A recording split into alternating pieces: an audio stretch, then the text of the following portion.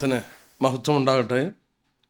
1 കൊരിന്ത്യർ 15 അധ്യായത്തെ ആസ്പദമാക്കി പുനരുത്ഥാനം എന്ന വിഷയത്തെക്കുറിച്ച് നമ്മൾ ഓർത്തുകൊണ്ടിരിക്കുകയാണ്. ഒരു ക്ലാസ് കൂടെ ആ വിഷയത്തോടുള്ള ബന്ധത്തിൽ എടുത്തിട്ട് നമുക്ക് മുന്നോട്ട് പഠനം കൊണ്ടുപോകാം എന്നാഗ്രഹിക്കുകയാണ്. നാം പഠിച്ചുകൊണ്ടിരിക്കുകയായിരുന്നു 1 കൊരിന്ത്യർ 15 അധ്യായത്തെ ആസ്പദമാക്കി. നാം ഓർത്തു 1 കൊരിന്ത്യർ 15 അധ്യായമാണ് ബൈബിളിലെ പുനരുത്ഥാനത്തിൻ്റെ അധ്യായമെന്ന് പറയപ്പെടുന്നത്. ആ അധ്യായത്തിൽ പുനരുത്ഥാനത്തോടുള്ള ബന്ധത്തിൽ മനുഷ്യ മനസ്സിൽ വരുന്ന ഏതാണ്ട് എല്ലാ സംശയങ്ങൾക്കും പൗലോസ് അവിടെ അതിൻ്റെ മറുപടി നൽകുന്നുണ്ട്. ആ അധ്യായം പലപ്പോഴും വായിച്ചാൽ അല്പം ബുദ്ധിമുട്ടുള്ളൊരു അധ്യായമാണെന്ന് നമുക്ക് തോന്നിയേക്കാം. എന്നാൽ ആ അധ്യായത്തിൽ കാര്യകാരണ സഹിതം മനുഷ്യൻ എങ്ങനെ പുനരുത്ഥാനം പ്രാപിക്കുമെന്നും പുനരുത്ഥാനം പ്രാപിച്ചാൽ ആ മനുഷ്യ ശരീരം എങ്ങനെയാണെന്നുള്ളതും പൗലോസ് വ്യക്തമായി ചൂണ്ടിക്കാണിക്കുകയാണ്. നാം നേരത്തെ പഠിച്ചു, ക്രിസ്ത്യ വിശ്വാസത്തിൻ്റെ അടിത്തറ പുനരുത്ഥാനം എന്നുള്ള വിഷയമാണ്. നമ്മളെ മറ്റുള്ളവരിൽ നിന്ന് വ്യത്യസ്തരാക്കി തീർത്തത് നമ്മൾക്ക് ഇതേ ശരീരത്തോടുകൂടെ മഹത്വീകരിക്കപ്പെട്ട ശരീരത്തിൽ നമ്മുടെ വ്യക്തിത്വത്തിന് കോട്ടം പറ്റാതെ നമുക്ക് പുനരുത്ഥാനം ലഭിക്കുമെന്ന് മറ്റൊരു മതത്തിലും പഠിപ്പിക്കുന്നില്ല. നമ്മൾ ഓർക്കണം, ക്രിസ്ത്യ വിശ്വാസത്തിൻ്റെ ഏറ്റവും മഹത്വപൂർണമായ ഒരു വിഷയം പുനരുത്ഥാനം എന്ന വിഷയമാണ്. നാം പഠിച്ചുകൊണ്ടിരിക്കുകയായിരുന്നു മരിച്ചവരുടെ പുനരുത്ഥാനമാണ് എന്നുള്ളത് നാം നേരത്തെ ചിന്തിക്കുകയുണ്ടായി. പുനരുത്ഥാനം ഇല്ലെങ്കിൽ ക്രിസ്ത്യവിശ്വാസത്തിൻ്റെ ഏതാണ്ട് ശൂന്യത പൗലോസ് ഈ അധ്യായത്തിൽ നമുക്ക് വെളിപ്പെടുത്തി തരികയാണ്. ഈ കൊരിന്ത്യയിലുള്ള ചിലരൊക്കെ ഇതിനെ ചോദ്യം ചെയ്യുകയും സംശയിക്കുകയൊക്കെ ചെയ്തതായിട്ട് നമ്മൾ നേരത്തെ ചിന്തിക്കുകയുണ്ടായി. പൗലോസ് ഒരു താത്വിക ചിന്തകനാണ്, ഫിലോസഫർ എന്ന് വേണേൽ പറയാം. കാര്യകാരണ സഹിതം കാര്യങ്ങൾ അവലോകനം ചെയ്യുന്ന ഒരു വ്യക്തിയായിരുന്നു പൗലോസ്. തൻ്റെ ജ്ഞാനത്തിൻ്റെ വലിയൊരു പ്രകടനവും തൻ്റെ ചിന്താഗതിയുടെ ആ താത്വിക ചിന്തയും ഈ 15 അധ്യായത്തിൽ പുനരുത്ഥാനത്തോടുള്ള ബന്ധത്തിൽ പൗലോസ് കൊണ്ടുവരുന്നത് നമുക്ക് കാണുവാനായിട്ട് സാധിക്കും. അവിടെ ഈ പുനരുത്ഥാനത്തെക്കുറിച്ച് അവിടെയുള്ള ചിലരൊക്കെ സംശയിക്കുകയും അതെങ്ങനെ നടക്കുമെന്നൊക്കെ ഉള്ളത് അവർ ചിന്തിക്കുകയുണ്ടായി. നമ്മളതിൻ്റെ 15 അധ്യായത്തിൻ്റെ 13 വാക്യം നോക്കിയാട്ടെ. നമ്മൾ ചിന്തിച്ചതാണ്, മരിച്ചവരുടെ പുനരുത്ഥാനം ഇല്ല എങ്കിൽ ക്രിസ്തു ഉയർത്തെഴുന്നേറ്റില്ല. 12 വാക്യത്തിൻ്റെ അവസാന ഭാഗത്തിൽ പുനരുത്ഥാനം ഇല്ല എന്ന് നിങ്ങൾ ചിലർ പറയുന്നത് എങ്ങനെ? അപ്പോൾ കൊരിന്ത്യയിലുള്ള ചിലർ 12 വാക്യത്തിൻ്റെ അവസാനം മരിച്ചവരുടെ പുനരുത്ഥാനം ഇല്ല എന്ന് നിങ്ങൾ ചിലർ പറയുന്നത് എങ്ങനെ? അപ്പോൾ അവിടെ ചിലരൊക്കെ പുനരുത്ഥാനമില്ല എന്ന് പറയുന്ന ഒരു കൂട്ടർ ഉണ്ടായിരുന്നു. മാത്രമല്ല അവർ പിന്നെയും ചോദിച്ചു, അങ്ങനെ പുനരുത്ഥാനം ഉണ്ടെങ്കിൽ 35 വാക്യം, പക്ഷേ ഒരുവൻ മരിച്ചു എങ്ങനെ ഉയർക്കുമെന്നും ഏതുവിധ ശരീരത്തോട് വരുന്നുവെന്നും ചോദിക്കും. അപ്പോൾ പുനരുത്ഥാനത്തോട് ബന്ധത്തിൽ പല ചോദ്യങ്ങൾ അവരുടെ മനസ്സിൽ അങ്കുരിച്ചു. നമ്മൾ ചിന്തിക്കുകയുണ്ടായി, പൗലോസ് അതിൻ്റെ താത്വിക ചിന്തകൾ അവതരിപ്പിക്കുവാൻ പൗലോസ് ആദ്യം കൊണ്ടുവന്നത് ക്രിസ്തുവിൻ്റെ പുനരുത്ഥാനമാണ്. കൊരിന്ത്യ സഭയിൽ അവർക്ക് അതിനെക്കുറിച്ച് സംശയമില്ലായിരുന്നു. നമ്മൾ നേരത്തെ ഇവിടെ കണ്ടു, പൗലോസ് ഒരു 7 കൂട്ടം ആളുകളെ നിരത്തി വെക്കുകയാണ്, ആ കാലത്ത് തന്നെ ജീവനുള്ള സാക്ഷികളെ. നമ്മളതിൻ്റെ ക്രിസ്തു പുനരുത്ഥാനം പ്രാപിച്ചു എന്നുള്ളതിൻ്റെ 14 തൊട്ട് ഏതാണ്ട് 19 വാക്യങ്ങളിൽ 7 കൂട്ടം സാക്ഷികളെ പൗലോസ് നിരത്തി വെക്കുകയാണ്. കഴിഞ്ഞ ദിവസം നമ്മൾ ഓർത്തു, ഹോളോകാസ്റ്റ്, യഹൂദൻ്റെ കൂട്ടക്കൊലയെ സംബന്ധിച്ച് ഇന്ന് ലോകത്തിൽ തിരസ്കരിക്കുന്നവരുണ്ട്, സംഭവിച്ചിട്ടില്ല. ചിലരൊക്കെ നമ്മൾ ഓർത്തു പറഞ്ഞ കാര്യങ്ങൾ, ഈ കരങ്ങൾ കൊണ്ട് 1000 കുഴിച്ചിടുവാൻ കൊണ്ടുപോയിട്ടുണ്ട്, എൻ്റെ കരങ്ങൾ കൊണ്ട്. അപ്പോഴാണോ ഈ സംഭവം നടന്നിട്ടില്ല എന്ന് പറയുന്നത്? ഐ വിറ്റ്നസസ്, അത് കണ്ടുകൊണ്ട് കണ്ടവർ, അനുഭവിച്ചവരാണ് അവിടെ കൂടി വന്നിട്ട് അങ്ങനെ ഒരു സംഭവം നടന്നു എന്നുള്ളത് വെളിപ്പെടുത്തുന്നത്. അതുപോലെ തന്നെ കൊരിന്ത്യ ലേഖനം പൗലോസ് എഴുതുമ്പോൾ, അന്ന് ജീവിച്ചിരിക്കുന്നവരുണ്ട്, ധാരാളം വിറ്റ്നസ്സസ്, യേശുക്രിസ്തുവിൻ്റെ പുനരുത്ഥാനം സാക്ഷ്യം വഹിച്ച ധാരാളം പേര് അന്ന് അവിടെയുണ്ട്. അപ്പോൾ പൗലോസ് അത് ആദ്യം നിരത്തി വെച്ചിട്ടാണ് പിന്നീടുള്ള ആർഗ്യുമെൻറ്റ്സ് കൊണ്ടുവരുന്നത്. 2 തൊട്ടുള്ള വാക്യം, ക്രിസ്തു നമ്മുടെ പാവങ്ങൾക്ക് വേണ്ടി മരിച്ച തിരുവെഴുത്തിൻ പ്രകാരം അടക്കപ്പെട്ടു, തിരുവെഴുത്തിൻ ഉയർത്തപ്പെട്ടു. 5-ാം വാക്യം നോക്കിയാൽ കേഫാവിന്, പത്രോസിന്, പിന്നെ 12 അപ്പോസ്തലന്മാർക്ക്, പിന്നീട് 6-ാം വാക്യത്തിൽ 500-ലധികം സഹോദരന്മാർക്ക് ഒരുമിച്ച്, പിന്നീട് 7-ാം വാക്യത്തിൽ സഹോദരന്, പിന്നെ അപ്പോസ്തലന്മാർക്ക് എല്ലാവർക്കും, പിന്നീട് ഒടുവിൽ അകാലപ്രജ പോലെയുള്ള എനിക്ക്. അങ്ങനെ 6 കൂട്ടം വിറ്റ്നസസിനെ പൗലോസ് അവതരിപ്പിക്കും. 500 പേർക്ക് ഒന്നിച്ച് കർത്താവ് പ്രത്യക്ഷപ്പെട്ടു. എപ്പോഴാണെന്നുള്ളത് അത് മനസ്സിലാക്കാൻ സാധിച്ചിട്ടില്ല. അപ്പോൾ ഇവരിൽ മിക്ക പേരിലും ജീവനോട് അപ്പോഴും ഉണ്ട്. കേഫാവ്, പത്രോസ് ജീവിച്ചിരിപ്പുണ്ട്. അവരൊക്കെ ജീവിച്ചിരിക്കുമ്പോൾ ഈ പുനരുത്ഥാനം റിജക്റ്റ് ചെയ്യുവാനായിട്ട്, കർത്താവിൻ്റെ പുനരുത്ഥാനം റിജക്റ്റ് ചെയ്യാനായിട്ട് സാധിക്കില്ല. അങ്ങനെ കർത്താവിൻ്റെ പുനരുത്ഥാനത്തിൽ ഇവർക്ക് സംശയമില്ല. ക്രിസ്തു പുനരുത്ഥാനം പ്രാപിച്ചിട്ടുണ്ടെന്നുള്ളതിന് സംശയമില്ല. ദൈവമക്കളായി നമ്മളൊരു കാര്യം ഓർക്കണം. ക്രിസ്തുവിൻ്റെ പുനരുത്ഥാനം നടന്ന ശേഷം അവൻ ദൈവമക്കൾക്കല്ലാതെ മറ്റാർക്കും പ്രത്യക്ഷപ്പെട്ടിട്ടുമില്ല. ഒരു അവിശ്വാസിക്കും കർത്താവ് പ്രത്യക്ഷപ്പെട്ടിട്ടില്ല. പുനരുത്ഥാന ശേഷം കർത്താവ് പ്രത്യക്ഷപ്പെട്ടിരിക്കുന്നത് തൻ്റെ ജനത്തിന് വേണ്ടി മാത്രമാണ് പ്രത്യക്ഷപ്പെട്ടിരിക്കുന്നത്.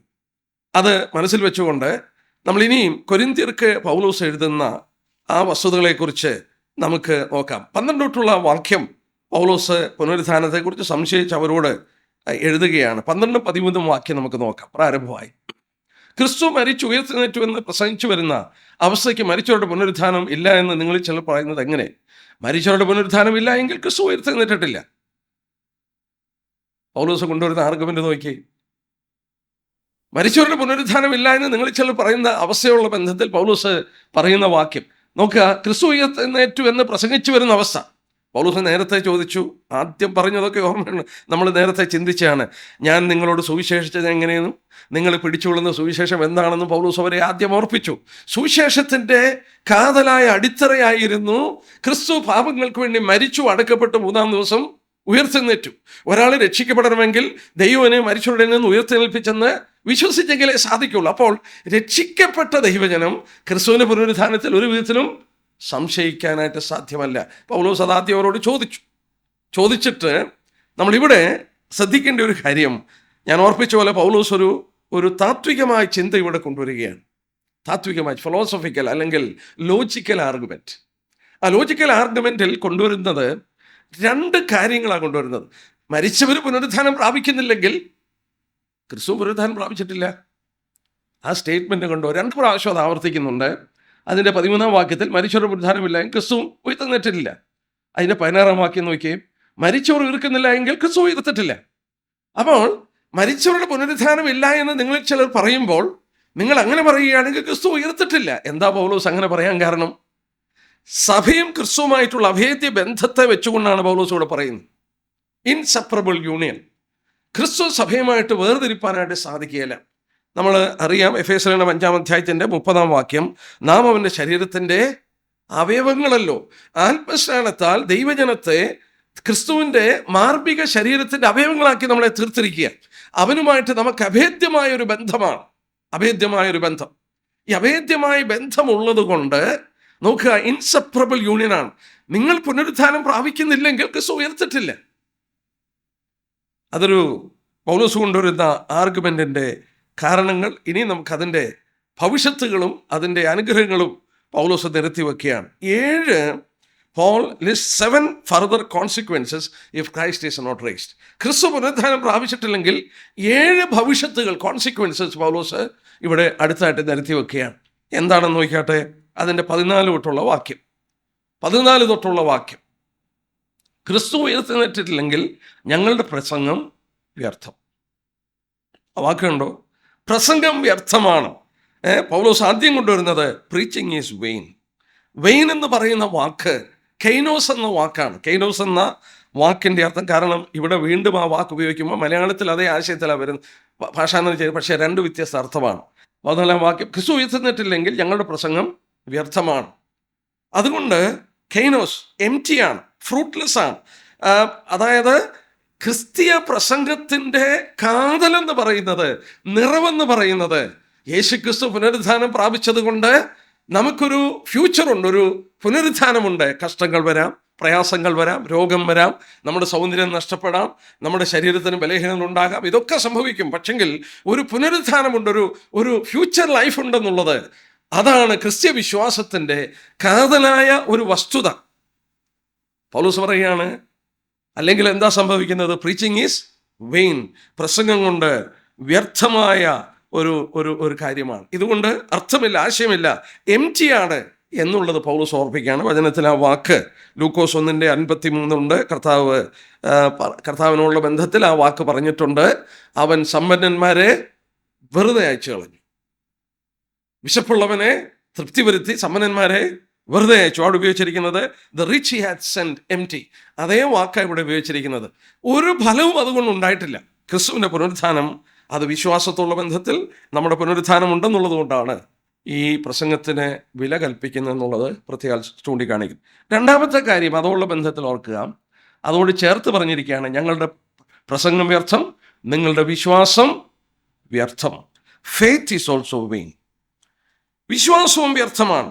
കാരണം ആഴമില്ലാത്ത വിശ്വാസം എന്ന് പറയുന്നത് കാണാത്ത കാര്യങ്ങളുടെ നിശ്ചയമാണ്. അപ്പോൾ നിങ്ങളൊരു കാര്യം വിശ്വസിക്കുന്നു, ആ വിശ്വാസം വ്യർത്ഥമാണ്. വ്യർത്ഥം എന്നുള്ളത് ഇംഗ്ലീഷിൽ ഫെയ്ത്ത് ഈസ് ഇൻ വെയിൻ.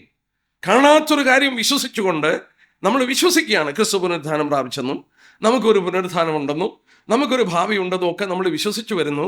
പക്ഷെ ഇവിടെ ക്രിസ്തു പുനരുദ്ധാനം പ്രാപിച്ചിട്ടില്ലെങ്കിൽ, നമ്മൾ ഉയർക്കുന്നില്ലെങ്കിൽ ഈ വിശ്വാസം വ്യർത്ഥമാണ്, അതിനകത്ത് അർത്ഥമില്ല. നമ്മൾ ഓർത്തുകൊണ്ടിരിക്കുകയാണ്, ക്രിസ്തു പുനരുദ്ധാനം പ്രാപിച്ചിട്ടില്ലെങ്കിൽ അതിൻ്റെ കോൺസിക്വൻസസ് പൗലോസ് പറയുകയാണ്. മൂന്നാമത് പൗലോസ് നിരത്തിവെച്ച കാര്യം 15-ാം വാക്യം, മരിച്ചവർ ഉയർക്കുന്നില്ല എന്ന് വരികിൽ ദൈവം ഉയർപ്പിച്ചിട്ടില്ലാത്ത ക്രിസ്തുവിനെ ഉയർപ്പിച്ചു എന്ന് ദൈവത്തിന് വിരോധമായി സാക്ഷ്യം പറയാൽ ഞങ്ങൾ ദൈവത്തിന് കള്ളസാക്ഷികൾ എന്ന് വരും. നമ്മൾ കഴിഞ്ഞ ദിവസം പഠിച്ചു, ദൈവം ചിലരെ സാക്ഷികളായി, നിങ്ങളിതിന് സാക്ഷികളെന്ന് ദൈവം പറഞ്ഞു. പുനരുത്ഥാനത്തിന് സാക്ഷികളായി അവരെ ദൈവം നിയമിച്ചിരിക്കുകയാണ്. അതൊരു വലിയ കാര്യമാണ്. ഈ അപ്പോസ്തലന്മാർ പറയുമ്പോഴും ഞങ്ങൾ കണ്ടത്, ഞങ്ങളുടെ കൈ തൊട്ടത്, ഞങ്ങളുടെ കണ്ണ് കണ്ടത്, അവരുടെ ഫസ്റ്റ് ഹാൻഡ് ഇൻഫർമേഷനാണ് നമുക്ക് ഹാൻഡ് ഓവർ ചെയ്തത്. ദൈവസഭ ഇന്ന് കാത്തു സൂക്ഷിക്കേണ്ടത് അപ്പോസ്തലന്മാരുടെ ഉപദേശമാണ്. മറ്റൊന്നും നമ്മൾ ചെയ്യേണ്ട, നമ്മൾ പുതിയ ഉപദേശങ്ങൾ കണ്ടുപിടിക്കുക ഒന്നും ചെയ്യേണ്ട. ഈ കർത്താവിനെ കാണുകയും കർത്താവിനെ അനുഭവിക്കുകയും അവനിൽ നിന്ന് കേൾക്കുകയും ചെയ്ത അവർ നമുക്ക് പകർന്നു തരേണ്ടത്, പകർന്നു തന്ന വിശ്വാസത്തിൻ്റെ പ്രമാണങ്ങൾ നമ്മൾ കാത്തു സൂക്ഷിച്ചാൽ മതി. ഇവിടെ അവർ പറയുകയാണ്, അങ്ങനെ ക്രിസ്തു പുനരുദ്ധാനം പ്രാപിച്ചിട്ടില്ലെന്ന് വരികിൽ ഞങ്ങൾ ഈ പ്രസംഗിക്കുന്നതിന് കള്ളസാക്ഷികളായി ദൈവത്തിന് വിരോധമായി ഞങ്ങൾ സാക്ഷി പറയുന്നവരാകും. ഒരു കള്ളസാക്ഷിയുടെ അനുഭവം എന്താ?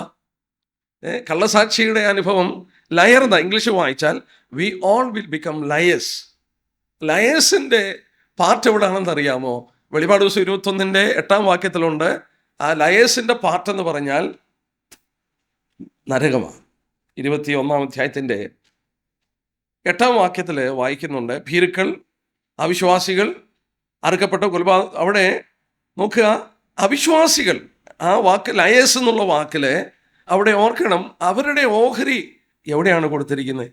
തീങ്കത്തോക്കത്തെന്ന് പോവുകയാണ്. അപ്പോൾ ഈ അപ്പോസ്തലന്മാർ പോലും ഈ നരകത്തിന് വിധിക്കപ്പെടുകയാണ്. കാരണം കള്ളസാക്ഷ്യം പറയുന്നവരായി മാറുകയാണ്. അവർ പറയുന്നത് കോൺസിക്വൻസ്, ക്രിസ്തു ഉയർത്തിട്ടില്ലെങ്കിൽ ഞങ്ങൾ ഈ പ്രസംഗിക്കുന്നത് കള്ളത്തരമാണ്. ആ കള്ളത്തരമാണെങ്കിൽ ഞങ്ങളുടെ നിത്യനരകത്തെ ഞങ്ങൾ പോകേണ്ടി വരുമെന്ന് പറയാം. നാലാമതെടുത്ത് പറയുന്നത് 17-ാം വാക്യത്തിലുണ്ട്, ക്രിസ്തു ഉയർത്തിട്ടില്ല എങ്കിൽ നിങ്ങളുടെ വിശ്വാസം വ്യർത്ഥം. നേരത്തെ നമ്മൾ വ്യർത്ഥം എന്നുള്ള വാക്ക് 14-ാം വാക്യത്തിൽ വായിച്ചു.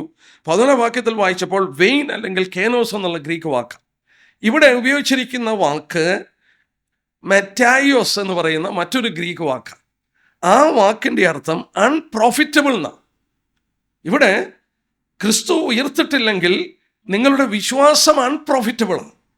അതുകൊണ്ട് പ്രോഫിറ്റ് ഒന്നുമില്ല, വിശ്വാസം കൊണ്ട് എന്ത് പ്രയോജനം എന്നുള്ളത് ചോദിക്കുക. മറ്റു വിധത്തിൽ പറഞ്ഞാൽ നമ്മുടെ റിലീജിയൻ, അതായത് നമ്മുടെ വിശ്വാസം, പൗലോസ് യാക്കോബ് 1:26 പറയുന്നുണ്ടല്ലോ, അവൻ്റെ ഭക്തി വ്യർത്ഥം അത്രയെന്ന് പറയുന്നുണ്ട്. നാലാമത്തെ വിഷയം പൗലോസ് 17-ാം വാക്യത്തിൽ പറഞ്ഞു, ക്രിസ്തു ഉയർത്തിട്ടില്ലെങ്കിൽ നിങ്ങളുടെ വിശ്വാസം വ്യർത്ഥമാണ്. വ്യർത്ഥമെന്നുള്ള വാക്കിൻ്റെ ആശയം നമ്മൾ ഓർത്തു. വിശ്വാസം കൊണ്ട് പ്രയോജനമില്ല, ദൈവമക്കളായിരിക്കുന്നുണ്ട് പ്രയോജനമില്ല, കാരണം പുനരുത്ഥാനമില്ലല്ലോ, ഭാവിയിലൊരു ജീവിതമില്ലല്ലോ. 5-ാമത് പറഞ്ഞ കാര്യം നോക്കുക, അവിടെ 18-ാം വാക്യത്തിലുണ്ട്, നിങ്ങൾ ഇന്ന് നിങ്ങളുടെ പാപങ്ങളിൽ ഇരിക്കുന്നു. ഇന്ന് നിങ്ങൾ നിങ്ങളുടെ പാപങ്ങളിൽ ഇരിക്കുകയാണ്. എന്താ അങ്ങനെ പറയാൻ കാരണം? നമ്മുടെ നീതീകരണം ലഭിക്കുന്നത് എപ്പോഴാണ്?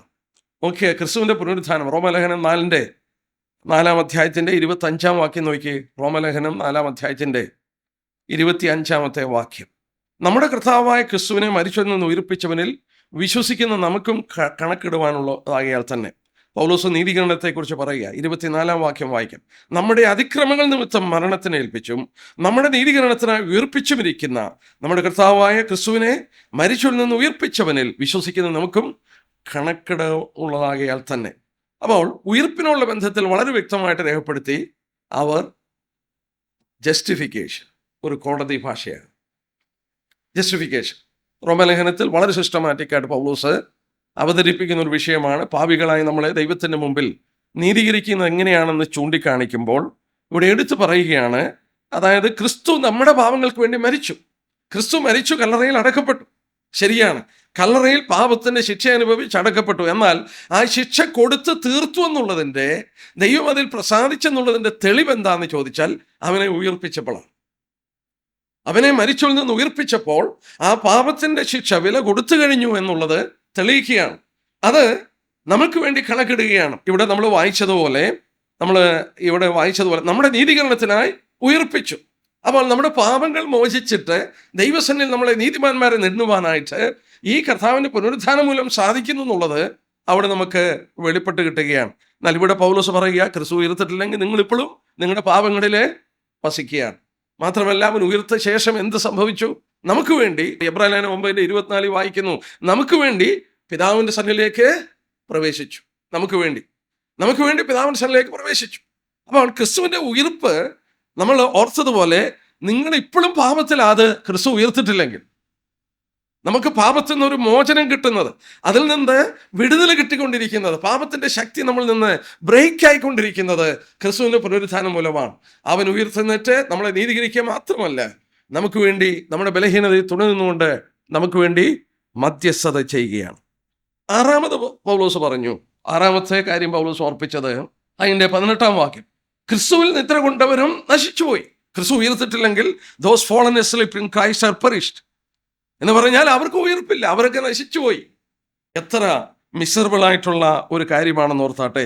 7ാമത് പറഞ്ഞു പൗലോസ് അതോട് ചേർത്ത്, നാം ഈ ആയുസ്സിൽ മാത്രം ക്രിസ്തുവിൽ പ്രത്യാശ വെച്ചെങ്കിൽ സകല മനുഷ്യരും അരിഷ്ടന്മാരാണ്, മിസറബിളാണ്. അപ്പോൾ ക്രിസ്തീയ വിശ്വാസത്തിൻ്റെ വിലയെന്ന് പറയുന്നത്, അല്ലെങ്കിൽ അതിൻ്റെ മഹത്വം എന്ന് പറയുന്നത് നമ്മുടെ പ്രത്യാശയാണ്. പ്രത്യാശ, ഫ്യൂച്ചർ. നമ്മൾ തിരുവനന്തപുരത്തിൽ വായിക്കുന്നു, നമ്മളെ ജീവനുള്ള പത്രോസ് രേഖപ്പെടുത്തി ജീവനുള്ള പ്രത്യാശയ്ക്കായി വീണ്ടും ജനിപ്പിച്ചു. പ്രത്യാശയാണ് നമ്മളെ മറ്റുള്ളവരിൽ നിന്ന് വിഭിന്നമാക്കി അല്ലെങ്കിൽ വ്യത്യസ്തരാക്കി മാറ്റുന്നത്. അപ്പോൾ ഈ പ്രത്യാശയില്ല, ഭാവിയെ സംബന്ധിച്ച് പ്രത്യാശയില്ലെങ്കിൽ സകല മനുഷ്യരിലും നമ്മൾ ആരായി? അരിഷ്ടന്മാരായി. ലോകവുമില്ല, ഭാവിയുമില്ല. നമ്മൾ ഈ വിശ്വാസത്തിൽ ഇതൊക്കെ ഡിസിപ്ലിൻ ചെയ്ത് ഇങ്ങനെ ജീവിച്ചു പോയാൽ we are the most miserable എന്ന് പറയുകയാണ്. അപ്പോൾ ക്രിസ്തു ഉയർത്തിട്ടില്ലെങ്കിൽ 7 കൂട്ടം കാര്യം പൗലോസ് നിരത്തി വെച്ചു. 1, പ്രസംഗം വ്യർത്ഥമാണ്.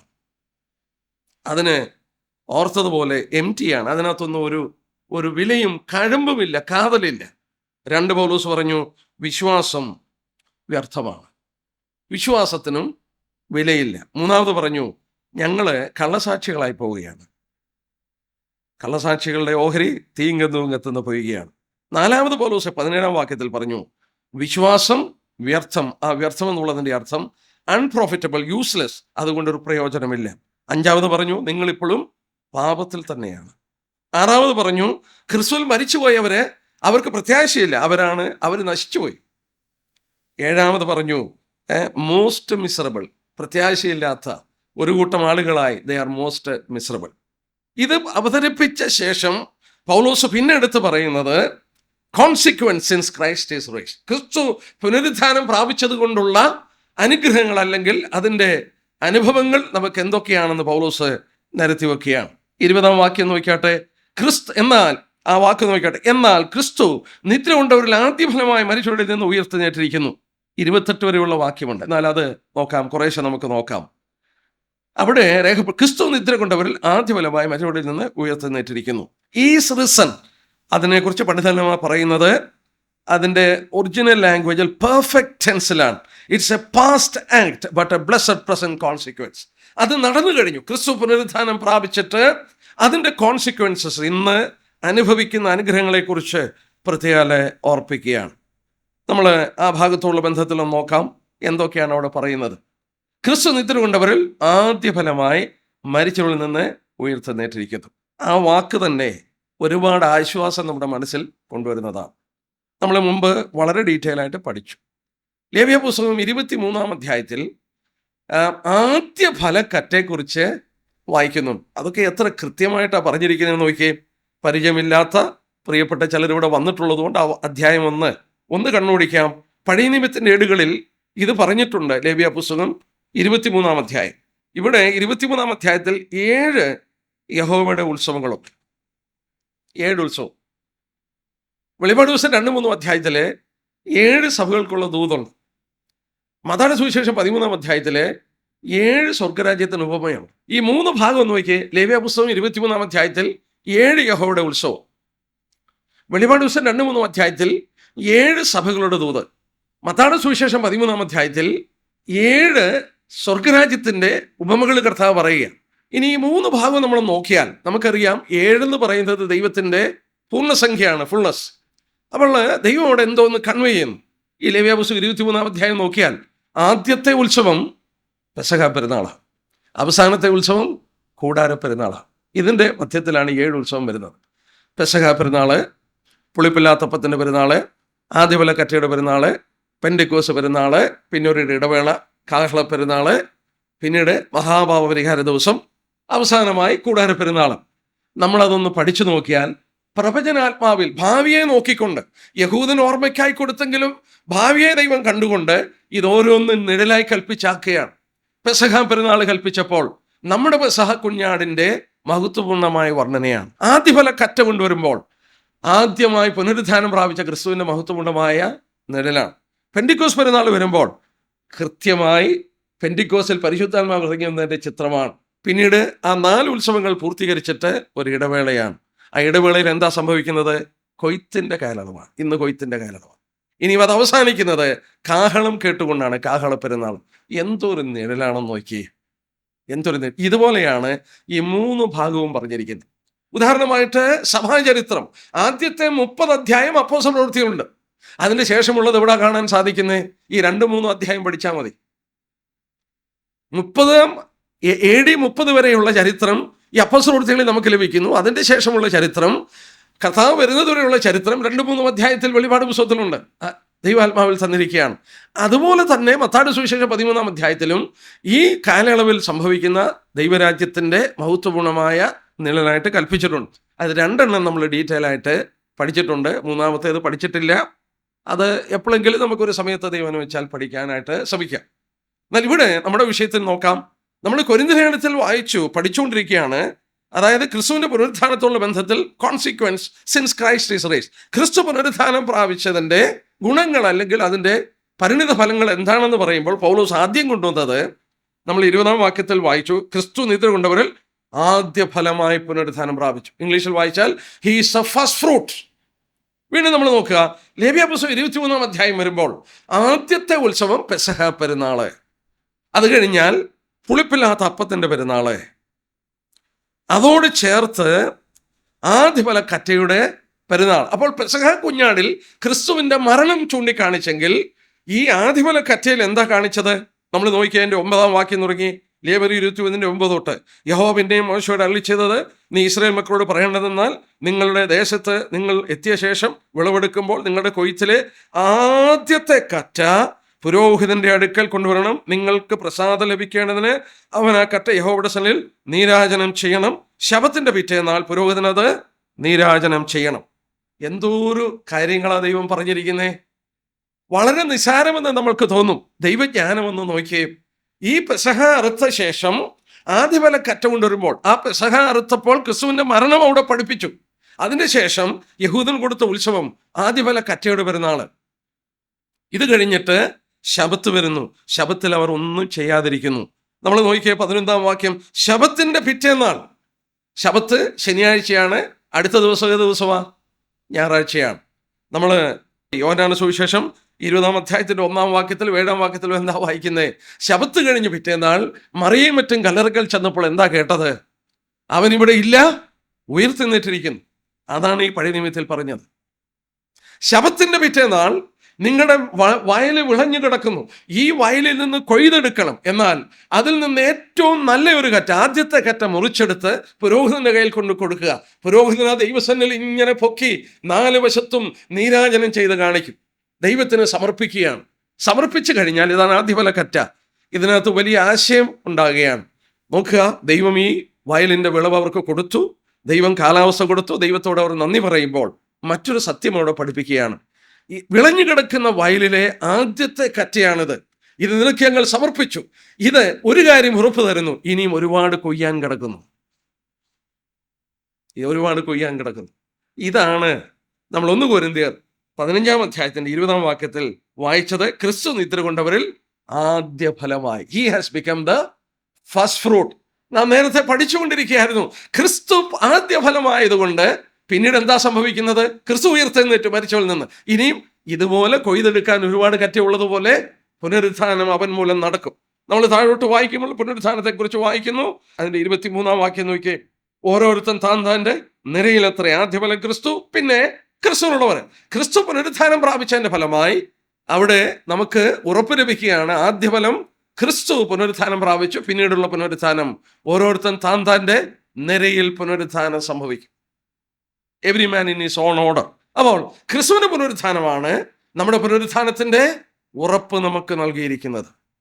നമുക്ക് പുനരുത്ഥാനം ഉണ്ടെന്നുള്ളതിന്റെ ഏറ്റവും വലിയ ഉറപ്പ് ക്രിസ്തുവിന്റെ പുനരുത്ഥാനമാണ് നമുക്ക് നൽകിയിരിക്കുന്നത്. ആദ്യ ഫലമായി അവൻ മരിച്ചവരിൽ നിന്ന് ഉയർത്തു. അപ്പോസ്തലപ്രവൃത്തി 26:23 നോക്കിയേ. അപ്പോസ്തലപ്രവൃത്തി 26:23 വാക്യം. 23 വാക്യം. ക്രിസ്തു കഷ്ടം അനുഭവിക്കുകയും മരിച്ചവരുടെ പുനരുത്ഥാനത്തിൽ ആദ്യനായി.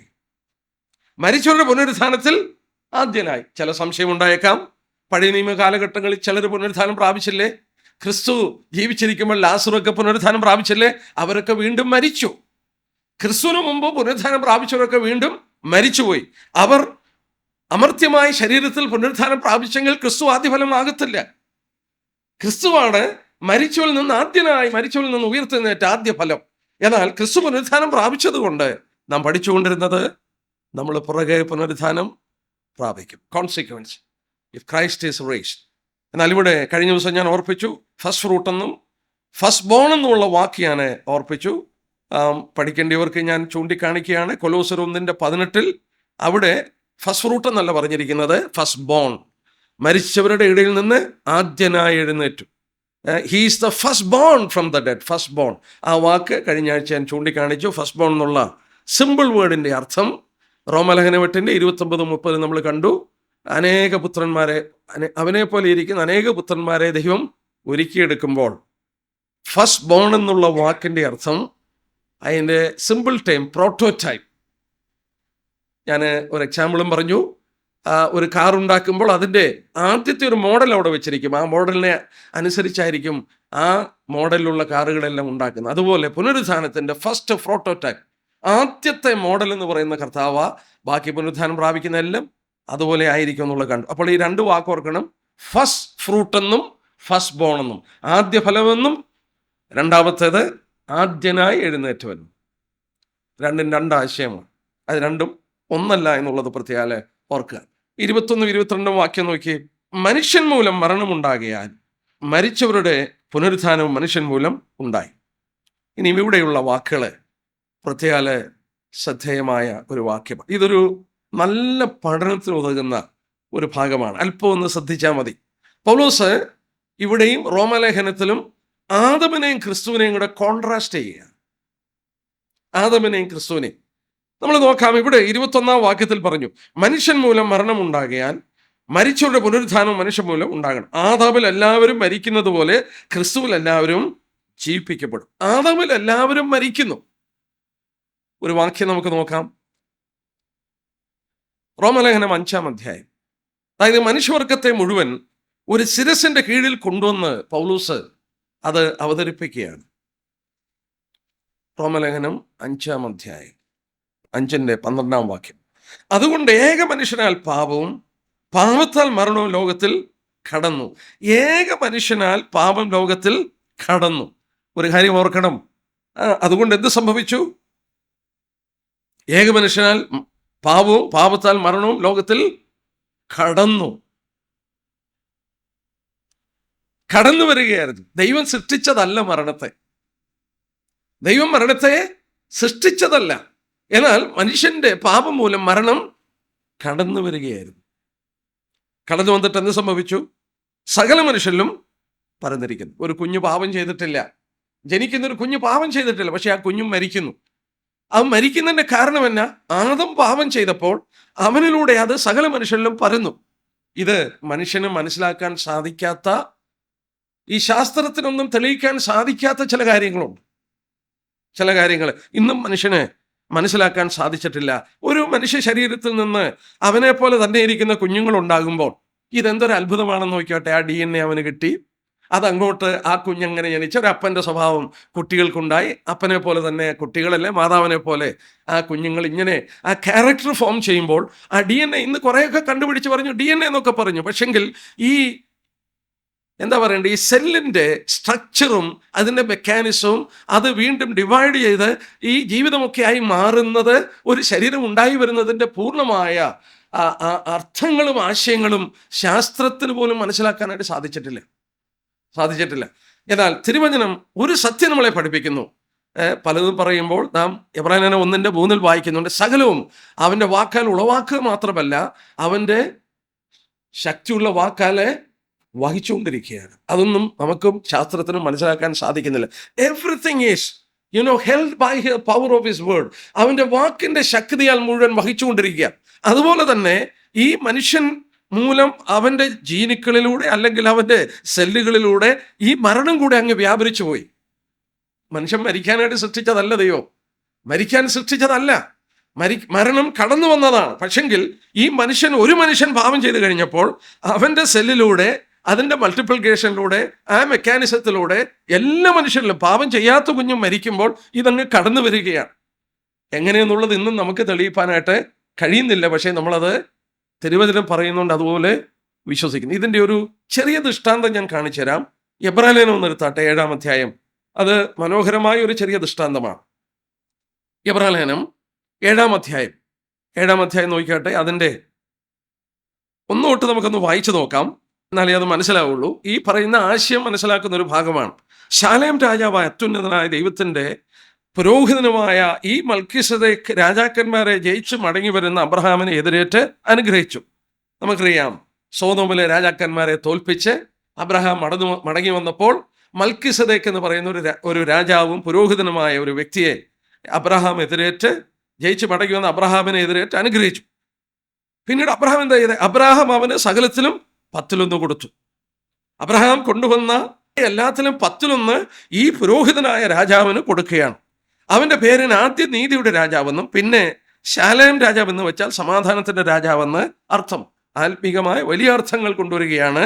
ആദ്യം നീതിയുടെ രാജാവ്, പിന്നെ ശാലേം രാജാവ്, സമാധാനത്തിൻ്റെ രാജാവ്. അവന് പിതാവില്ല, മാതാവില്ല, വംശവലിയില്ല, ജീവാരംഭവും ജീവാവസാനവും ഇല്ല.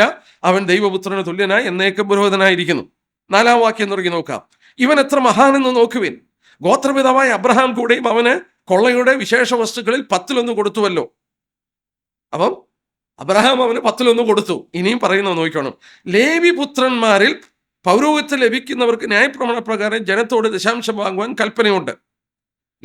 ലേവി ഗോത്രം എങ്ങനെയാണ് ജീവിക്കുന്നത്? മറ്റുള്ളവർ കൊടുത്ത ദശാംശം കൊണ്ടാണ്. അത് അബ്രഹാമിൻ്റെ കടിപ്രദേശത്ത് ഉത്ഭവിച്ച സഹോദരന്മാരോടാകുന്നു വാങ്ങുന്നത്. അബ്രഹാമിൽ നിന്ന് ജനിച്ച മറ്റു മക്കളിൽ നിന്നാണ് വാങ്ങുന്നത്. എന്നാൽ അവരുടെ വംശബലിയിൽ ഉൾപ്പെടാത്തവൻ അബ്രഹാമിനോട് തന്നെ ദശാംശം വാങ്ങിയും വാഗ്ദത്തങ്ങൾ പ്രാപിച്ചവനെ അനുഗ്രഹിച്ചും ഇരിക്കുന്നു. ഉയർന്നവൻ താണവനെ അനുഗ്രഹിക്കുന്നു എന്നതിന് തർക്കം ഏതുമില്ല. ഇവിടെ മരിക്കുന്ന മനുഷ്യൻ ദശാംശം വാങ്ങുന്നു, അവിടെയോ ജീവിക്കുന്നുവെന്ന് സാക്ഷ്യം പ്രാപിച്ചവൻ തന്നെ. 9 തൊട്ടുള്ള വാക്യം നോക്കിയാട്ടെ. ദശാംശം വാങ്ങുന്ന ലേവിയും അബ്രഹാം മുഖാന്തരം ദശാംശം കൊടുത്തിരിക്കുന്നുവെന്ന് ഒരു വിധത്തിൽ പറയാം. അവൻ്റെ പിതാവാനെ മൽക്കീസേദെക്ക് എതിരേറ്റപ്പോൾ ലേവി അവൻ്റെ കടിപ്രദേശത്തുണ്ടായിരുന്നു. ഇവിടെ എബ്രായലേഖന കർത്താവ് കൊണ്ടുവരുന്നു പറയുന്ന കാര്യം, ഈ മൽക്കീസേദെക്കിന് ദശാംശം കൊടുത്തപ്പോൾ ലേവി കൂടെ കൊടുത്തെന്നാ പറയുന്നത്. ലേവി ജനിച്ചിട്ടുണ്ടോ? ഇല്ല. ഇവിടെ പറയുന്നത് തന്നെ ലേവി അവൻ്റെ കടിപ്രദേശത്തുണ്ടായിരുന്നു. അബ്രഹാമിൽ അതുണ്ടായിരുന്നു, ലേവി ഉണ്ടായിരുന്നു. അപ്പോൾ അബ്രഹാം ദശാംശം കൊടുത്തപ്പോൾ ലേവി കൂടെ ദശാംശം കൊടുത്തെന്ന് ഇവിടെ രേഖപ്പെടുത്തിയിരിക്കുന്നത്. ലേവി ജനിച്ചിട്ടില്ല, ഇസാക്ക് ജനിച്ച് പിന്നീട് യാക്കോബ് വന്ന്, യാക്കോബിൻ്റെ പുത്രനായ ലേവി വന്ന് അത് ഗോത്രമായി തീരണമെങ്കിൽ വർഷങ്ങളെടുക്കും. പക്ഷേ അബ്രഹാം ദൈവത്തിൻ്റെ വാക്ക് കേട്ട് അവിടെ വന്ന് മൽക്കീസേദെക്ക് എതിരേൽക്കുമ്പോൾ ദശാംശം കൊടുത്തപ്പോൾ അവൻ്റെ കടിപ്രദേശത്ത് ലേവി ഉണ്ടായിരുന്നു. ലേവിയും ഒരു വിധത്തിൽ ദശാംശം കൊടുത്തു.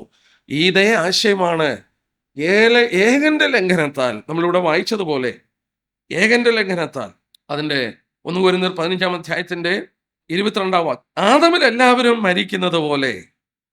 നോക്കി, അബ്രഹാം ദശാംശം കൊടുത്തപ്പോൾ അവൻ്റെ കടിപ്രദേശത്തുള്ള ലേവി ദശാംശം കൊടുത്തു. ആദം ആദ്യത്തെ മനുഷ്യൻ പാപം ചെയ്തപ്പോൾ എല്ലാവരും മരിക്കുവാൻ ഇടയായി തീർന്നു. റോമലേഖനം 5:12 നമ്മൾ വായിച്ചതുപോലെ ആ പാപം മൂലം മരണം സകല മനുഷ്യരിലും പരന്നു. അതിൻ്റെ കോൺസിക്വൻസ് എല്ലാ മനുഷ്യരിലും ഉണ്ടായി. നമുക്ക് വളരെ വ്യക്തമായ ഒരർത്ഥമാണ് അവിടെ കാണുന്നത്. ഇനിയും അടുത്തത് അത് പറഞ്ഞിട്ട് പറയുകയാണ്, ആദമിൽ എല്ലാവരും മരിക്കുന്ന പോലെ ക്രിസ്തുവിൽ എല്ലാവരും ജീവിക്കപ്പെടും. ആദമിൽ എല്ലാവരും മരിക്കുന്നത് പോലെ ക്രിസ്തുവിൽ എല്ലാവരും ജീവിപ്പിക്കപ്പെടും. ഇനി നമ്മൾ ഒന്ന് നോക്കണം, വേദപുസ്തകം ആദമിനെയും ക്രിസ്തുവിനെയും തമ്മിൽ കോൺട്രാസ്റ്റ് ചെയ്ത് അല്ലെങ്കിൽ തുലനം ചെയ്തൊരു പഠനം തരുന്നു. അത് നമ്മളെ പല കാര്യങ്ങൾ മനസ്സിലാക്കി തരുന്നുണ്ട്. ഞാൻ ആ ഭാഗം ഒന്ന് എടുക്കാം. റോമലേഖനം 5-ാം അധ്യായം എടുത്ത് വീണ്ടും റോമലേഖനത്തിൽ നമുക്കത് കാണാൻ സാധിക്കും. റോമലേഖനം 5-ാം അധ്യായം ഈ രണ്ട് വ്യക്തികളെ കോൺട്രാസ്റ്റ് ചെയ്യുന്നു. എന്താ അങ്ങനെ കോൺട്രാസ്റ്റ് ചെയ്യാൻ കാരണം? ക്രിസ്തുവിനെയും തമ്മിൽ കോൺട്രാസ്റ്റ് ചെയ്ത് റോമലേഖനം 5-ാം അധ്യായത്തിൽ നമ്മൾ കാണുന്നുണ്ട്. അവിടെ 5-ാം അധ്യായം എടുത്താട്ടെ, അതിൻ്റെ 15-ാം വാക്യം നോക്കിയാട്ടെ. 5-ാം അധ്യായത്തിൻ്റെ 15-ാമത്തെ വാക്യം, എന്നാൽ ലംഘനത്തിൻ്റെ കാര്യവും കൃപാവരത്തിൻ്റെ കാര്യവും ഒരുപോലെയല്ല. ഏകന്റെ ലംഘനത്താൽ അനേകർ മരിച്ചുവെങ്കിൽ ദൈവകൃപയും ഏക മനുഷ്യനായ യേശുക്രിസ്തുവിൻ്റെ കൃപയാലുള്ള ദാനവും അനേകർക്ക് വേണ്ടി ഏറ്റവും അധികം കവിഞ്ഞിരിക്കുന്നു.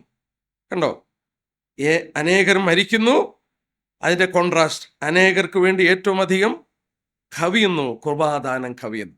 ആദ്യത്തെ കോൺട്രാസ്റ്റ്, ഇൻ ആദമില് അനേകർ മരിക്കുന്നു, ക്രിസ്തുവിലോ കൃപയാലുള്ള ദാനം മൂലം അനേകർക്ക് വേണ്ടി ഏറ്റവും അധികം അത് കവിയുകയാണ്. അപ്പോൾ ഇവിടെ രണ്ട് ഹെഡിനെയാണ് കൊണ്ടുവരുന്നത്. ആദമിൽ എല്ലാവരും, എന്നാൽ ക്രിസ്തുവിലുള്ള എല്ലാവരുടെയും അനുഗ്രഹങ്ങളും നിരത്തി വെക്കുകയാണ്. ക്രിസ്തു വിഭിന്നമാണ് ആദാമിൽ നിന്നും. എല്ലാ മനുഷ്യനും നമ്മൾ ഓർത്തതുപോലെ അവൻ്റെ ആ ജീനുക്കളുടെ മൾട്ടിപ്ലിക്കേഷനിലെ പാപം കടന്നു വന്ന് അങ്ങനെ വന്നപ്പോൾ ഒരു പിതാവില്ലാതെ ആത്മാവിൽ ഭൂജാതനായ ദൈവപുത്രനിൽ ആ പാപം കടന്നു വന്നിട്ടില്ല. അവൻ വ്യത്യസ്തനാണ്. അവൻ വ്യത്യസ്തനായി ജനിക്കുക മാത്രമല്ല, ജീവിച്ചതും വിഭിന്നമായി വ്യത്യസ്തമായി അവൻ ജീവിച്ചു. പാപത്തിൽ ജനിച്ചിട്ടില്ല. കാരണം ദാവീദ് പറയുന്നുണ്ട്, പാപത്തിൽ എൻ്റെ അമ്മ എന്നെ ഗർഭം ധരിച്ചുവെന്ന് ദാവീദ് പറയുന്നുണ്ട്. എന്നാൽ ഇവിടെ ഓർക്കണം, അങ്ങനെയല്ല ക്രിസ്തുവിൻ്റെ ജനനം. അവൻ്റെ ജനനത്തിൽ അവന് പാപമില്ല. അവൻ ജീവിച്ചപ്പോൾ അവന് പാപമില്ല. അപ്പോൾ ആദ്യത്തെ കോൺട്രാസ്റ്റ് പൗലോസ് കൊണ്ടുവരുന്നു. ആദമിൽ എല്ലാവരും മരിക്കുന്നു, അനേകർ മരിക്കുന്നു. ഏകന്റെ ലംഘനത്താൽ അനേകർ മരിക്കുന്നു, എന്നാൽ ദൈവകൃപയും ഏക മനുഷ്യനായ ക്രിസ്തുവിൻ്റെ കൃപയാലുള്ള ദാനവും അനേകർക്ക് വേണ്ടി ഏറ്റവും അധികം കവിഞ്ഞിരിക്കുന്നു. രണ്ടാമത്തെ കോൺട്രാസ്റ്റ് നോക്കിക്കട്ടെ, 16-ാം വാക്യം. ഏകൻ പാപം ചെയ്തതിൻ്റെ ഫലവും ദാനത്തിൻ്റെ കാര്യം ഒരുപോലെയല്ല. ഏകന്റെ പാപം ശിക്ഷാവിധി കൽപ്പിപ്പാൻ ഹേതുവായി തീർന്നു, കൃപാവരമോ അനേക ലംഘനങ്ങളെ മോചിക്കുന്ന നീതീകരണ വിധിക്ക് ഹേതുവായി തീർന്നു. 18-ാം വാക്യം കൂടെ നോക്കിയാട്ടെ. അങ്ങനെ ഏകലംഘനത്താൽ സകല മനുഷ്യർക്കും ശിക്ഷാവിധി വന്നതുപോലെ ഏകനീതിയാൽ സകല മനുഷ്യർക്കും ജീവകാരണമായ നീതീകരണം വന്നു. ഏക മനുഷ്യന്റെ അനുസരണക്കേട് എന്ത് സംഭവിച്ചു? കണ്ടംനേഷൻ, ശിക്ഷാവിധി കൊണ്ടുവന്നു. എന്നാൽ അതിനെ പൗലോസ് കോൺട്രാസ്റ്റ് ചെയ്യുകയാണ്. ഏകന്റെ നീതീകരണം, ഏകനീതിയാൽ, ക്രിസ്തുവിന്റെ നീതിയാൽ സകല മനുഷ്യർക്കും ജീവകാരണമായ നീതീകരണം വന്നു. One is condemnation, other is justification. ഒന്ന് ശിക്ഷാവിധിക്ക് കാരണമായെങ്കിൽ മറ്റൊന്ന് എന്താണ്? ക്രിസ്തുവിൻ്റെ ജീവിതം, അനുസരണം നമുക്ക് നീതീകരണം കൊണ്ടുവന്നു. 17-ാം വാക്യത്തിൽ വീണ്ടും നമ്മൾ കാണുന്നു. 17-ാം വാക്യത്തിൽ അത് ഒരു പ്രസംഗ വിഷയം തന്നെയാണ്. മരണമായ ഏകൻ നിമിത്തം വാണു. ആ വാക്ക് നോക്കിക്കട്ടെ, മരണം വാണു. ഒരു രാജാവ് വാഴുന്നത് പോലെ ഈ ലോകത്തെ മുഴുവൻ അടക്കി ഭരിച്ചു. ആരാണ്? മരണം. Raining, death is raining. എന്നാൽ അടുത്തായിട്ട് വായിക്കുന്ന തന്നെ ആ 17-ാം വാക്യത്തിൻ്റെ 2-ാം ഭാഗം, കൃപയുടെയും നീതിദാനത്തിന് സമൃദ്ധി ലഭിക്കുന്നവർ യേശു ക്രിസ്തു എന്ന ഏകൻ നിമിത്തം ഏറ്റവും അധികമായി ജീവനിൽ വാഴും. Raining in life. പുനരുദ്ധാന ജീവിതം മാത്രമല്ല കേട്ടോ, പുനരുദ്ധാന ജീവിതം മാത്രമല്ല, ജീവനിൽ വാഴുന്നവരായി നമ്മളെ തീർക്കുകയാണ്. എങ്ങനെയാ തീർക്കുന്നത്? നമ്മൾ രക്ഷിക്കപ്പെട്ടതിൻ്റെ ഫലമായി നോക്കുക, ഒരിക്കൽ പാപം നമ്മൾ പ്രജകളായിരുന്നു, മരണത്തിൻ്റെ പ്രജകളായിരുന്നു. മരണം വാഴുന്നു, മരണം രാജാവ്, നമ്മൾ പ്രജകൾ, നമ്മളെ വാഴുകയായിരുന്നു. എന്നാൽ ക്രിസ്തു മൂലം നമ്മളെ ആരാക്കി? നമ്മളെ വാഴുന്നവരാക്കി. എങ്ങനെ വാഴുന്നവരാക്കി? ജീവനിൽ നമ്മൾ വാഴുന്നവരായി. ജീവിതത്തിൽ പ്രശ്നമുണ്ട്, രോഗമുണ്ട്, നഷ്ടങ്ങളുണ്ട്, കഷ്ടങ്ങളുണ്ട്. അവിടെ നമ്മൾ പ്രജകളെ പോലെ ആയിത്തീരുകയല്ല. ഈ കഷ്ടങ്ങളിലും ഒക്കെ നമ്മൾ എന്തോ ചെയ്യുക? ഇതിനെല്ലാം ഓവർറൂൾ ചെയ്ത് ജീവിക്കുന്ന വാഴുന്നവരായി നമ്മൾ മാറി. ആ കഷ്ടങ്ങളിൽ പാടാൻ, നഷ്ടങ്ങളിൽ പാടാൻ നമ്മൾ വാഴുന്നവരായി നമ്മളെ തീർത്തു. അത് കർത്താവ് മൂലം നമുക്ക് സാധിച്ചെന്നുള്ളത് പറയുകയാണ്. 4 കൂട്ടം കാര്യങ്ങളിലൂടെ എടുത്ത് പറയുന്നുണ്ട്. ഇനി നമുക്ക് അത് വെച്ചുകൊണ്ട് കൊരിന്ത്യർ ലേഖനത്തിലേക്ക് വീണ്ടും വരാം. 1 കൊരിന്ത്യർ 15-ാം അധ്യായം 45 തൊട്ടുള്ള വാക്യം നോക്കിയാട്ടെ. ഒന്നാം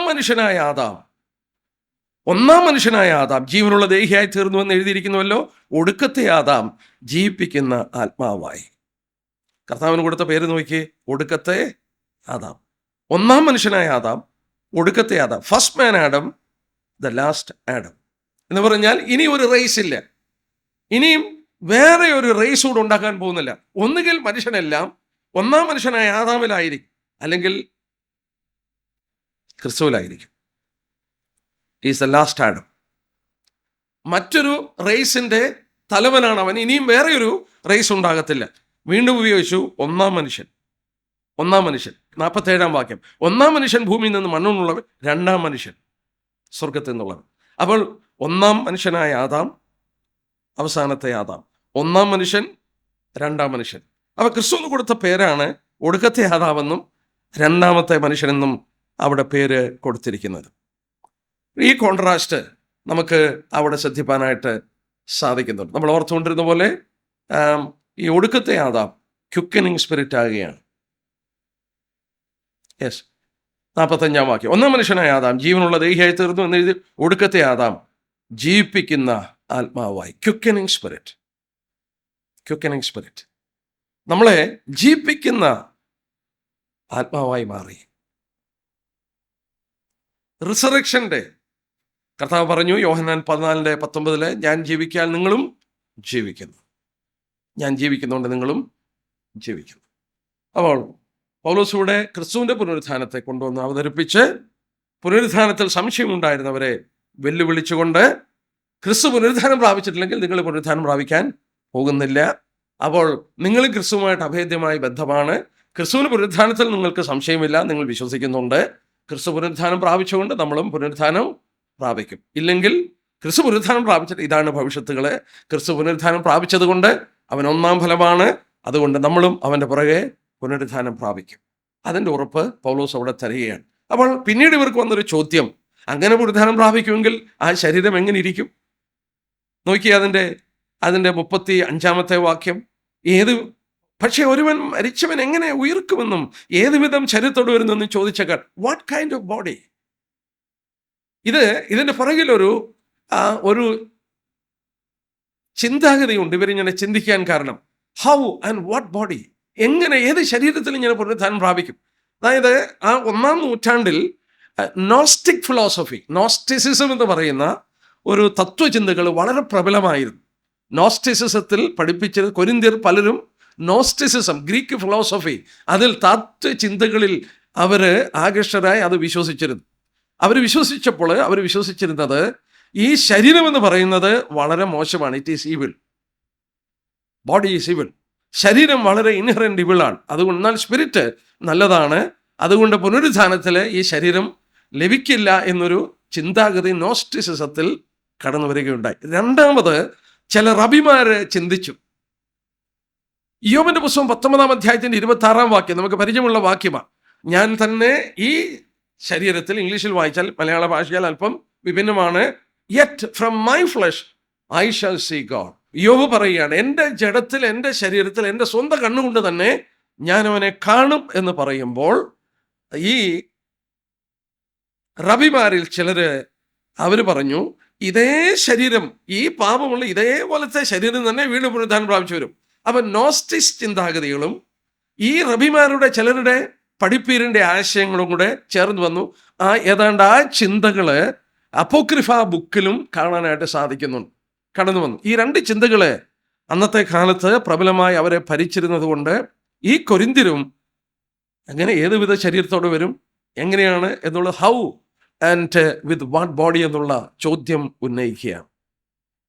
ചോദ്യം ഉന്നയിച്ചപ്പോൾ ഇന്നും പലർക്കും ആ പുനരുത്ഥാനത്തോടുള്ള ബന്ധത്തിൽ അങ്ങനെ സംശയമുള്ളപ്പോൾ പൗലോസ് ഇവിടെ പറയുന്ന അടുത്ത ഭാഗം നോക്കിയാട്ടെ. ഏത് ശരീരത്തോടെ അവർ, നമുക്ക് ആ ഭാഗം കൂടെ നോക്കി അവസാനിപ്പിക്കാൻ നോക്കാം. പൗലോസ് ആദ്യം പറയുന്നത് മൂഢ എന്ന് വിളിച്ചുകൊണ്ടാണ്. ഓ ഫൂൾ എന്ന് പറഞ്ഞാൽ one who doesn't have understanding. കർത്താവ് അത് വിളിച്ചിട്ടുണ്ട്. എമോസുലേക്ക് ശിഷ്യന്മാരോട് കർത്താവ് വിളിച്ചു, അല്ലയോ മന്ദബുദ്ധികൾ, ഇംഗ്ലീഷ് വായിച്ചാൽ ഓ ഫൂളിഷ് വൺസ്. പ്രവാചകന്മാർ പറഞ്ഞതിലെല്ലാം വിശ്വസിക്കാഞ്ഞ മന്ദബുദ്ധികൾ. അവരുടെ ചിന്താഗതികളിൽ അവർ മടയന്മാരായി പോയെന്നുള്ള ആശയമാണ്. മൂഢ, നീ വിതയ്ക്കുന്നത് ചത്തില്ലെങ്കിൽ ജീവിക്കുന്നില്ല. പൗലോസ് ഇവിടെ ആർഗ്യുമെന്റ് കൊണ്ടുവരികയാണ്, റിസറക്ഷനെ കുറിച്ച് കൊണ്ടുവരികയാണ്. ഇനി താഴോട്ട് വായിച്ചാൽ നോക്കുക, resurrection is similar to planting of growth of crops. അതായത് ഒരു സസ്യം അല്ലെങ്കിൽ ഒരു വിത്തെടുത്ത് നട്ട് കിളിർക്കുന്നതിനോട് ഉപമിച്ചാണ് പൗലോസ് ഇവിടെ പുനരുത്ഥാനത്തെ ആദ്യം കൊണ്ടുവന്ന് പഠിപ്പിക്കുന്നത്. അതാണ് ഏറ്റവും ബ്യൂട്ടിഫുൾ ആയിട്ടുള്ള ഒരു ചിന്താഗതി. 3 കാര്യങ്ങൾ നടന്നേ ഒക്കത്തുള്ളൂ പുനരുത്ഥാനത്തുള്ള ബന്ധത്തിൽ. ഏത് വിധമായ ശരീരമാണ്? അപ്പോൾ പുനരുത്ഥാന ശരീരം എങ്ങനെയാണെന്ന് പൗലോസ് പഠിപ്പിക്കുമ്പോൾ ഇവിടെ നോക്കുക, എടുത്തു പറഞ്ഞ് നോക്കിയാട്ടെ 36 തൊട്ടുള്ള വാക്യം. മൂഢാ, നീ വിതയ്ക്കുന്നത് ചത്തില്ല എങ്കിൽ ജീവിക്കുന്നില്ല. നീ വിതയ്ക്കുന്നത് ഉണ്ടാകുവാനുള്ള ശരീരമല്ല, ഗോതമ്പിൻ്റെയോ മറ്റു വല്ലതിൻ്റെയോ വെറും മണി എത്ര വിതയ്ക്കുന്നത്. ദൈവമോ തൻ്റെ ഇഷ്ടം പോലെ അതിന് ഒരു ശരീരവും ഓരോ വിത്തിന് അതാതിൻ്റെ ശരീരവും കൊടുക്കുന്നു. നമുക്ക് ആ ഭാഗം ആദ്യം നോക്കാം. 3 കാര്യങ്ങൾ സംഭവിക്കണം. 1, വിത്ത് നമ്മളെടുത്ത് വിതയ്ക്കുമ്പോൾ ആദ്യം ഡെസൊല്യൂഷൻ, അത് മണ്ണിൽ അഴുകിപ്പോകണം, അത് ചാകണം. നമ്മുടെ കർത്താവ് പറഞ്ഞില്ലേ, യോഹന്നാൻ 12:25 ഗോതമ്പ് മണി നിലത്ത് വീണ് ചാകുന്നില്ലെങ്കിൽ അത് തനിച്ചിരിക്കും. അപ്പോൾ മരിക്കണം, ഒരു ഡെസൊല്യൂഷൻ സംഭവിക്കണം, ശരീരം ചാകണം. ഗോതമ്പിന്റെ വിത്തോ ഏതിൻ്റെ വിത്താകട്ടെ, ആ വിത്ത് മണ്ണിലിട്ടാൽ അത് ആദ്യം അഴുകണം, അത് ചാകണം. ചത്തു കഴിഞ്ഞിട്ട് എന്തോ സംഭവിക്കും? അവിടെ നിന്ന് വേറെ ഒരു ജീവനായിട്ട് അത് എഴുന്നേറ്റ് വരും. പക്ഷെ ആ എഴുന്നേറ്റ് വരുന്നത് അതല്ല, പക്ഷെ അതിൽ നിന്ന് ഡിഫറൻ്റ് ആയ ഒരു എഴുന്നേറ്റ് വരുന്നത്, ആ വിത്തിൽ നിന്ന് എഴുന്നേറ്റ് വരുന്നത് ദർ ഇസ് എ ഡിഫറൻസ്. വിതയ്ക്കുന്നതല്ല. ആ 37 വാക്യത്തിന്റെ 2ാം ഭാഗം നോക്കിയാട്ടെ. വിതയ്ക്കുന്നത് ഉണ്ടാകുവാനുള്ള ശരീരമോ അല്ല, ഗോതമ്പിൻ്റെയോ മറ്റു വല്ലതിൻ്റെയോ വെറും മണി എത്ര വിതയ്ക്കുന്നത്. ദൈവം അത് ഇഷ്ടം പോലെ അതിനൊരു ശരീരം കൊടുക്കുന്നു. ഗോതമ്പ് നമ്മൾ വിതയ്ക്കുമ്പോൾ ആ വിത്തല്ല എഴുന്നേറ്റ് വരുന്നത്, ആ വിത്ത് മണ്ണിൽ അഴുകിയ ശേഷം അവിടെ നിന്ന് വേറെ ഒരു എഴുന്നേറ്റ് വരികയാണ്. എഴുന്നേറ്റ് വരിക മാത്രമല്ല, അതിന് അതിൻ്റെതായ ഒരു ശരീരമുണ്ട്, അത് കണ്ടിന്യൂ ചെയ്തു, അതിന് ഐഡന്റിറ്റി ഉണ്ട്. ആ വിതച്ച ഗോതമ്പ് പോലെ തന്നെയാണ് ആ കിളിർത്തിരിക്കുന്ന ഗോതമ്പും. പയർ വിതയ്ക്കുകയാണ്, പയർ തന്നെയാണ്. അപ്പോൾ വിതയ്ക്കുന്നതിനോട് സിമിലാരിറ്റി ഉണ്ടെങ്കിലും അത് ഡിഫറൻ്റ് ആണെന്നുള്ളത് വെളിപ്പെടുത്തുകയാണ്. അപ്പോൾ പുനരുത്ഥാനം ഈ വിതച്ചിട്ട് അത് ചത്തിട്ട് അതിൽ നിന്ന് വേറെ ഒരു സസ്യം കിളിർത്ത് വരുന്നത് പോലെ ഡിഫറൻ്റ് ആയിട്ടിരിക്കുന്ന പോലെയാണ് പുനരുത്ഥാനമെന്ന് പൗലോസ് പറയുക. ക്രിസ്ത്യ വിശ്വാസത്തിൽ നമ്മൾ ഈ ശരീരങ്ങളെ മണ്ണിനെ ഏൽപ്പിച്ചു കൊടുക്കുന്നതിൻ്റെ ഒരു കാരണം നമുക്കൊരു പുനരുത്ഥാനം ഉള്ളത് കൊണ്ടാണ്. നമ്മൾ ആ ശരീരം അങ്ങ് ദഹിപ്പിച്ചില്ലാതാക്കുകയല്ല, ദഹിപ്പിച്ചാലും പ്രശ്നമില്ല, അത് വീണ്ടും എഴുന്നേറ്റ് വരും. എന്നാൽ നമ്മുടെ ആ വിശ്വാസത്തിൻ്റെ ഒരു പ്രകടനമാണ് മണ്ണ് കൊണ്ടുള്ളവരെ മണ്ണിലേക്ക് തിരിച്ച് ഏൽപ്പിക്കുകയാണ്. മനുഷ്യപുത്രന്മാരെ തിരികെ വരുമെന്ന് വിളിക്കുവാൻ തക്കവണ്ണം മണ്ണിനെ ഏൽപ്പിച്ചു കൊടുക്കുമ്പോൾ ഒരു വിത്ത് പാകുന്നത് പോലെ എറിഞ്ഞു കൊടുക്കുകയാണ് മണ്ണിലോട്ട്, അല്ലെങ്കിൽ ഏൽപ്പിച്ചു കൊടുക്കുകയാണ്. ദൈവം അതിനെ എഴുന്നേൽപ്പിച്ചു കൊണ്ടുവരും. എന്നാൽ 2ാമത് പൗലോസ് പറഞ്ഞു ആ ശരീരം എങ്ങനെയാണ്. എന്നിട്ട് 39 തൊട്ടുള്ള വാക്യം നോക്കിയാട്ടെ. സകല മാംസവും ഒരുപോലെയല്ല, എല്ലാ മാംസവും ഒരുപോലെയല്ല. നമുക്കറിയാം അല്ലേ, ചിക്കൻ പോലെയാണോ ബീഫ്? എല്ലാം ഇറച്ചിയല്ലേ. ബീഫ് പോലെയല്ല മട്ടൺ. ഞാൻ ആദ്യമായിട്ടാണ് കങ്കാരുവിൻ്റെ ഇറച്ചി കൂട്ടിയത് ഓസ്ട്രേലിയയിൽ പോയപ്പോൾ. ഞാൻ ആ കങ്കാരുവിൻ്റെ ഇറച്ചി ഇന്നപ്പോൾ എനിക്ക് മനസ്സിലായി ഇതിൽ നിന്നെല്ലാം വ്യത്യാസമായി കങ്കാരുവിൻ്റെ ഇറച്ചി. അപ്പോൾ ഒട്ടകത്തിൻ്റെ ഇറച്ചി എന്നാൽ ദറ്റ് ഈസ് ഡിഫറെൻറ്റ്. പക്ഷേ ഇതെല്ലാം ഇറച്ചിയാണെങ്കിലും എല്ലാ മാംസവും ഒരുപോലെ, സകല മാംസം ഒരുപോലെ അല്ല. മനുഷ്യൻ്റെ മാംസം വേറെ, കന്നുകാലികളുടെ മാംസം വേറെ, പക്ഷികളുടെ മാംസം വേറെ, മത്സ്യങ്ങളുടെ മാംസം വേറെ. പൗലോസ് പറയുകയാണ് ഈ മാംസങ്ങൾക്ക് തന്നെ വ്യത്യാസമുണ്ട്. ശാസ്ത്രം പഠിപ്പിക്കുന്നത് എന്തുകൊണ്ടായി ഈ ചിക്കൻ്റെ ഒരു ടേസ്റ്റ്, ബീഫിൻ്റെ ടേസ്റ്റ്, ഇങ്ങനെ അത് എവിടെ ചെന്ന് ചിക്കൻ തിന്നാലും അതേ ടേസ്റ്റാണ്. കാരണം എന്നാ? ശാസ്ത്രം പഠിപ്പിക്കുന്നുണ്ട് എല്ലാ ജീവൻ്റെയും അതിൻ്റെ അടിത്തറ എന്ന് പറയുന്നത് അമീനോ ആസിഡ്സ്. അതിൻ്റെ ബിൽഡിംഗ് ബ്ലോക്സ് ഓഫ് ലൈഫ്, ജീവിതത്തെ കെട്ടിപ്പടുത്തിയിരിക്കുന്ന അതിൻ്റെ ഘടകമെന്ന് പറയുന്നത് അമീനോ ആസിഡ്സ് ആണ്. ഈ അമീനോ ആസിഡ്സ്, ഇപ്പം കോഴിയിറച്ചിയുടെ അമീനോ ആസിഡ്സ് എല്ലാം ഒരു പ്രത്യേക രീതിയാണ്. അതുകൊണ്ടാണ് ആ കോഴിയിറച്ചി എവിടെ കൂട്ടിയാലും കോഴിയിറച്ചിയാണ്, ബീഫ് കൂട്ടിയാൽ ബീഫാ. അതിൻ്റെ അമീനോ ആസിഡിൻ്റെ ബിൽഡിംഗ് ബ്ലോക്സ് എന്നെല്ലാം ഒരേ രീതിയാണ്. ഒരേ രീതി മാത്രമല്ല, അതുകൊണ്ടാണ് ഇതിൻ്റെ ടേസ്റ്റ് മാറാതെ എവിടെ ചെന്ന് ബീഫ് കൂട്ടിയാലും ബീഫിൻ്റെ ടേസ്റ്റ്. എന്നാൽ അത് കൂടാതെ ഇതിനകത്തൊരു അത്ഭുതമുള്ള എന്നാന്ന് ചോദിച്ചാൽ, ഈ ഓരോ ചെടിക്കും, ഇപ്പം ചിക്കൻ തന്നെ എടുത്താൽ ഓരോ ചിക്കനും ഓരോ അമീനോ ആസിഡിന്റെ ബ്ലോക്ക് ഉണ്ട്. ഈ ചിക്കന്റെ അമീനോ ആസിഡിന്റെ ബ്ലോക്ക് അല്ല അടുത്തതിന്. ശാസ്ത്രം പറയുന്നുണ്ട് എത്ര വെറൈറ്റി ഉണ്ടെന്നറിയാമോ എന്ന് പറഞ്ഞാൽ, ഓരോ ജീവിതത്തിനും ഒരു ചിക്കന് മറ്റ് ചിക്കനുമായിട്ട് ഒരുപോലെ ഇരിക്കുന്ന അമീനോ ആസിഡ് ഉള്ളപ്പോൾ, ഈ ചിക്കൻ മറ്റ് ചിക്കനിൽ നിന്ന് വിഭിന്നമാകത്തക്കവണ്ണം അതിന് അതിൻ്റെതായ ഒരു അമീനോ ആസിഡ് ഉണ്ട്, ബ്ലോക്സ് ഉണ്ട്, ബിൽഡിംഗ് ബ്ലോക്സ് എന്ന് പറഞ്ഞാൽ ഓരോന്നിൻ്റെ ഇൻഡിവിജ്വാലിറ്റി ഉണ്ട്. ഇൻഡിവിജ്വൽ പ്ലാന്റിനും അങ്ങനെ തന്നെയാണ്, സസ്യങ്ങൾക്ക് അങ്ങനെയാണ്. ഇപ്പം നമ്മൾ മാവ് എടുത്താൽ എല്ലാ മാവിനും ഒരേ ബിൽഡിംഗ് ബ്ലോക്സ് ആയിരിക്കുമ്പോൾ തന്നെ അതിന് ഓരോ മാവിനും അതിൻ്റെ പ്രത്യേകതയുണ്ട്. അത് മാറത്തില്ല, മാറ്റാനൊക്കത്തില്ല. ശാസ്ത്രം പറയുന്നത് 600 ഒക്ടോഡില്യൺ എന്ന് പറയുന്ന ഡിഫറെൻറ്റ് കോമ്പിനേഷൻ ഓഫ് അമീനോ ആസിഡ്സ് ഉണ്ടെന്ന്. എന്ന് പറഞ്ഞാൽ 600 ഇട്ടിട്ട് 108 പൂജ്യങ്ങൾ ഇടണം. 600 ഇട്ടിട്ട് 108 പൂജ്യങ്ങൾ ഇട്ടാൽ അത്രയും വെറൈറ്റി ഓഫ് ജീവജാലങ്ങളുടെ വിഭിന്നത ഈ ലോകത്തിൽ ദൈവം സൃഷ്ടിച്ചിട്ടുണ്ട്. ഒരു വാക്യം ഒന്ന് വായിച്ചു നോക്കാം.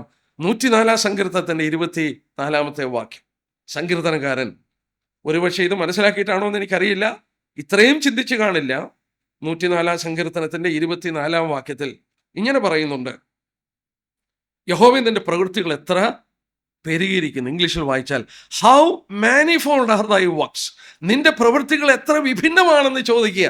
നമ്മൾ ഓർത്തതുപോലെ 600 ഒക്ടോഡില്യൺ ഡിഫറെൻറ്റ് കൈൻഡ് ഓഫ് അമീനോ ആസിഡ്സിൻ്റെ ബ്ലോക്കാണ് ഈ ലോകത്തിൽ സസ്യങ്ങളും മൃഗജാലങ്ങളും മനുഷ്യനും ഒക്കെ വിഭിന്നമായിട്ടിരിക്കുന്നത് എന്ന് പറയുമ്പോൾ ഒന്ന് ഓർത്തു നോക്കിയേ. എനിക്ക് എൻ്റെ ജോൺ ബി തോമസ് എന്ന് പറയുന്ന ആളുടെ വ്യക്തിത്വം എന്ന് പറഞ്ഞാൽ, എൻ്റെ മനുഷ്യൻ എന്നുള്ള നിലയിൽ എനിക്കൊരു പ്രത്യേക അമീനോ ആസിഡ് ബ്ലോക്സിൻ്റെ ബിൽഡിംഗ് ഉണ്ട്. മനുഷ്യൻ എല്ലായിടത്തും മനുഷ്യനാണ്.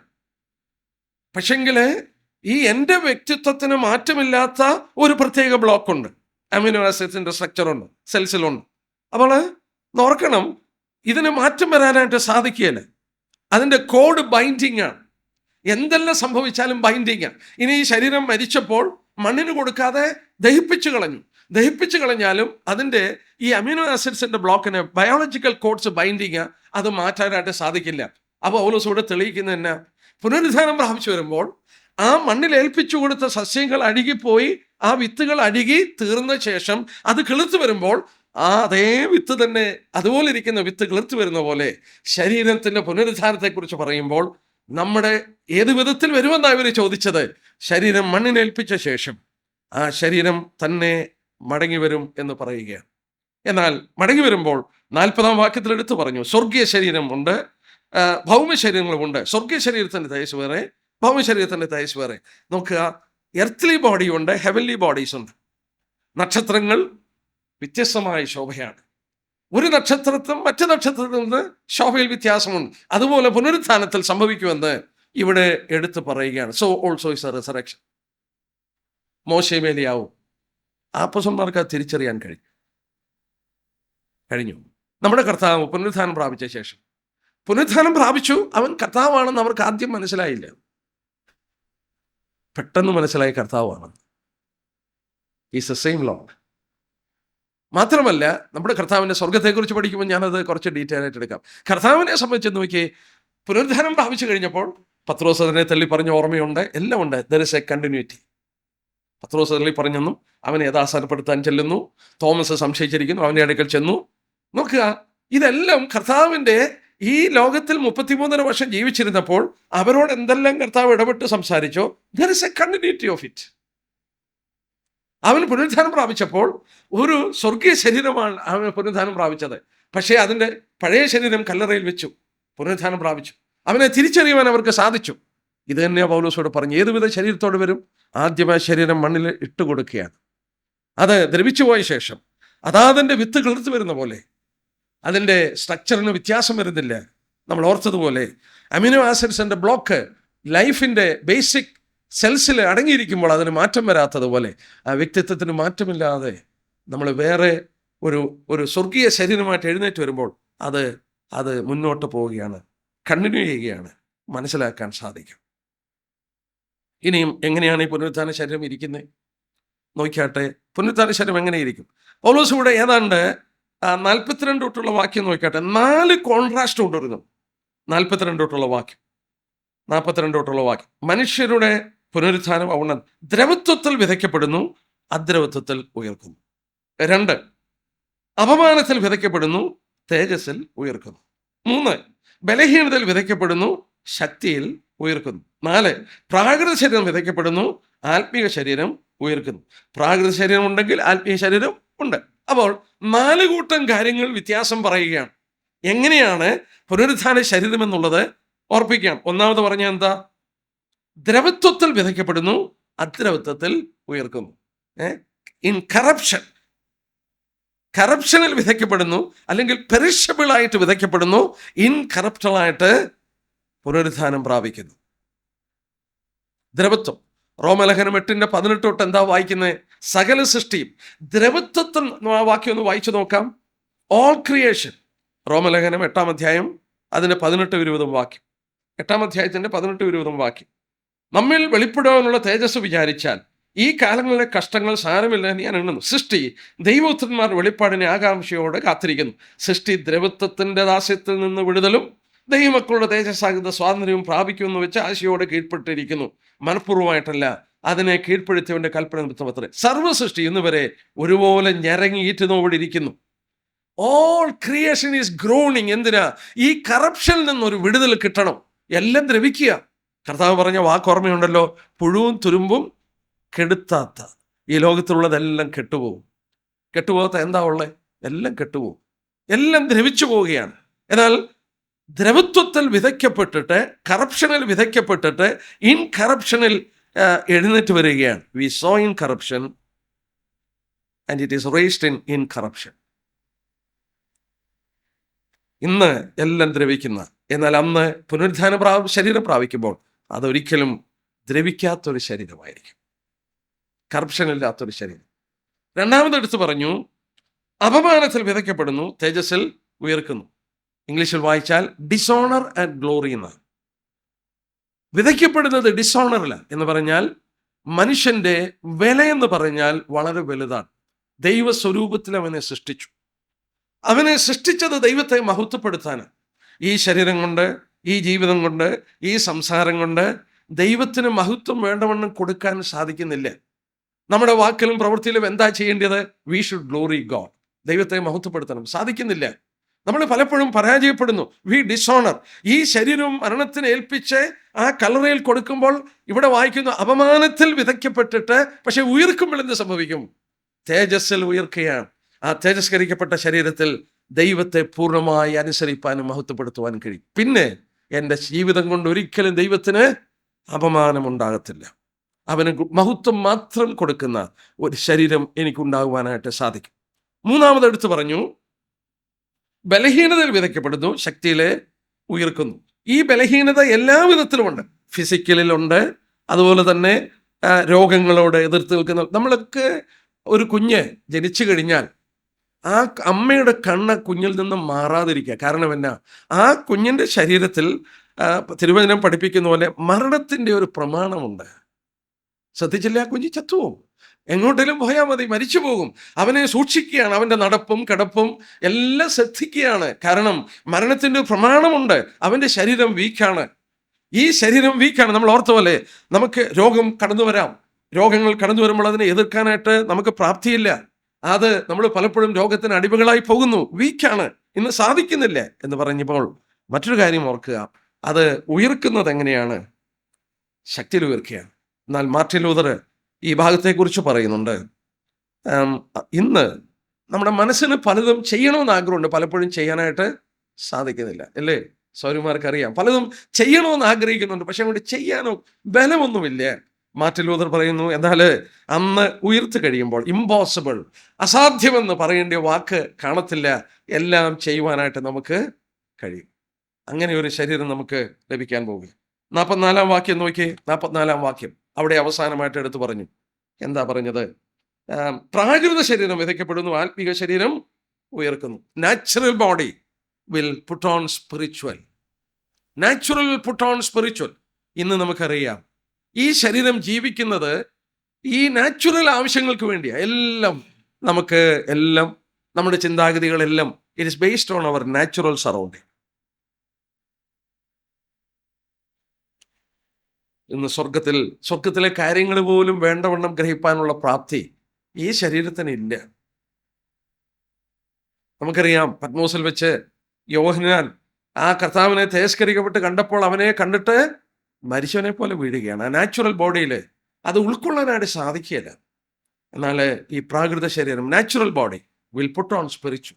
ഈ ശരീരത്തിൽ സ്വർഗത്തിൽ ജീവിക്കാൻ കഴിയത്തില്ല, ദൈവസന്നിധിയിൽ ഇരിക്കാൻ കഴിയില്ല, ശരീരത്തിനുള്ള പ്രാപ്തിയില്ല. തിരസ്കരിക്കപ്പെട്ട കർത്താവിനെ കണ്ടപ്പോൾ, യോഹന്നാൻ കണ്ടപ്പോൾ തന്നെ അവൻ മരിച്ചവനെ പോലെ വീണു. ദാനിയേൽ അവനെ കണ്ടിട്ട് വീണു, നിലത്ത് വീണു മരിച്ചവനെ പോലെ. ഈ ശരീരത്തിന് സാധിക്കില്ല. എന്നാൽ this will put on spiritual. ആത്മിക ശരീരം ധരിച്ചു കഴിയുമ്പോൾ അന്ന് സ്വർഗത്തിൽ ജീവിക്കുന്നതിനോ ദൈവത്തോട് സംസ്കരണം നടത്തുന്നതിനോ ദൈവിക കാര്യങ്ങൾ ഏർപ്പെടുന്നതിനോ നമുക്കൊരു ബുദ്ധിമുട്ടില്ലാതെ മാറും. അങ്ങനെ വലിയ 4 കൂട്ടം കാര്യങ്ങൾ ഇവിടെ സംഭവിക്കാൻ പോവുകയാണ്. ലൂക്കോസ് 20:34-36 വാക്യത്തിൽ വായിക്കുന്നുണ്ട്, പുനരുത്ഥാന ശരീരത്തിൽ നാം ദൈവദൂതർക്ക് തുല്യരാണ്. അവരെ പോലെ ആകുമെന്നല്ല, ലൈക്ക് എന്നുള്ള വേർഡ് അവിടെ ഉപയോഗിച്ചിരിക്കുന്നത്. ലൈക്ക്, സെയിം ആസ് ഏഞ്ചൽസ് എന്നല്ല, will be something like angels. അപ്പോൾ പുനരുത്ഥാന ശരീരത്തിൽ തിരസ്കരിക്കപ്പെട്ട ശരീരമായിരിക്കും. ദ്രവത്വത്തിൽ വിതയ്ക്കപ്പെട്ടിട്ട് അദ്രവത്വത്തിൽ അത് ഉയർക്കും. അപമാനത്തിൽ വിതയ്ക്കുന്നു, തേജസ്സിൽ ഉയർക്കുന്നു. ബലഹീനതയിൽ വിതയ്ക്കുന്നു, ശക്തിയിൽ ഉയർക്കുന്നു. പ്രാകൃത ശരീരം വിതയ്ക്കുന്നു, ആത്മീയ ശരീരം ഉയർക്കുന്നു. പ്രാകൃത ശരീരം ഉണ്ടെങ്കിൽ ആത്മീയ ശരീരവും ഉണ്ട്. അതിൻ്റെ 47-ാം വാക്യം, 1-ാം മനുഷ്യൻ ഭൂമിയിൽ നിന്ന് മണ്ണുകൊണ്ടുള്ളവൻ, 2-ാം മനുഷ്യൻ സ്വർഗത്തിൽ നിന്ന് ഉള്ളവൻ. മണ്ണുകൊണ്ടുള്ളവനെ പോലെ മണ്ണുകൊണ്ടുള്ളവരും സ്വർഗീയനെ പോലെ സ്വർഗീയന്മാരുമാകുന്നു. നാം മണ്ണുകൊണ്ടുള്ളവരുടെ പ്രതിമ ധരിച്ചതുപോലെ സ്വർഗീയന്റെ പ്രതിമയും ധരിക്കും. നാം പുനരുത്ഥാനത്തോടുള്ള ബന്ധത്തിൽ ആ ക്ലാസ് ഞാൻ ഇവിടെ നിർത്തുകയാണ്. തുടർന്ന് എന്ത് സംഭവിക്കും എന്നുള്ളത് അടുത്ത ക്ലാസ്സിൽ നമുക്ക് ശ്രദ്ധിക്കാം. നമ്മൾ വിശുദ്ധന്മാരുടെ പുനരുത്ഥാനത്തിൻ്റെ ഉറപ്പും കാര്യങ്ങളുമാണ് ഓർത്തത്. ഇതുപോലെ തന്നെ പാപികളുടെ പുനരുത്ഥാനമുണ്ട്.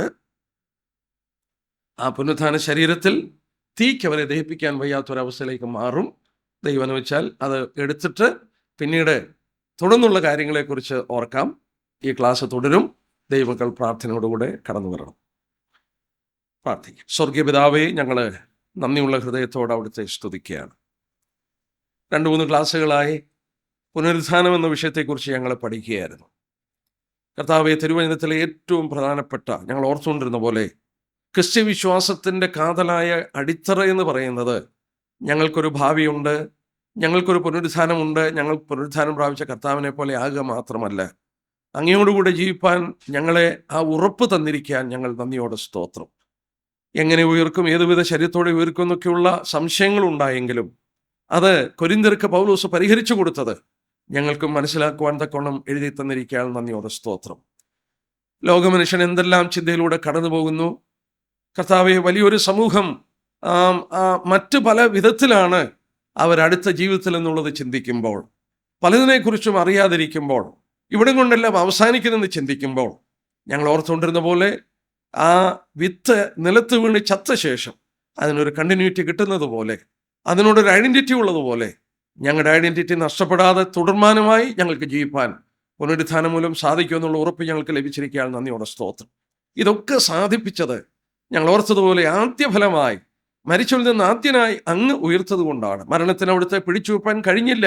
കാരണം അവൻ ദൈവപുത്രനായിരുന്നു. അവിടുന്ന് പാപത്തോട് അവിടുന്ന് ഒരു കോംപ്രമൈസും കാണിക്കാതെ ജീവിതത്തിലും മരണത്തിലും പിതാവിനെ പൂർണ്ണമായി അനുസരിച്ചതിൻ്റെ ഫലമായി മരണത്തിൻ്റെ പിടിയിൽ നിന്ന് ആദ്യഫലമായി അവിടുന്ന് എഴുന്നേറ്റത് ഞങ്ങൾക്ക് വേണ്ടിയായിരുന്നു. ഞങ്ങൾക്കന്ന് ഉറപ്പ് തന്നതോർത്ത് ഞങ്ങൾ നന്ദി പറയുന്നു. അവിടുന്ന് ജീവിക്കുന്നത് കൊണ്ട് ഞങ്ങളുടെ നീതീകരണം മാത്രമല്ല, പാപത്തിൽ നിന്നുള്ള മോചനവും ഞങ്ങൾക്ക് തന്നുകൊണ്ടിരിക്കുകയാണ്. നന്ദിയോടെ സ്തോത്രം.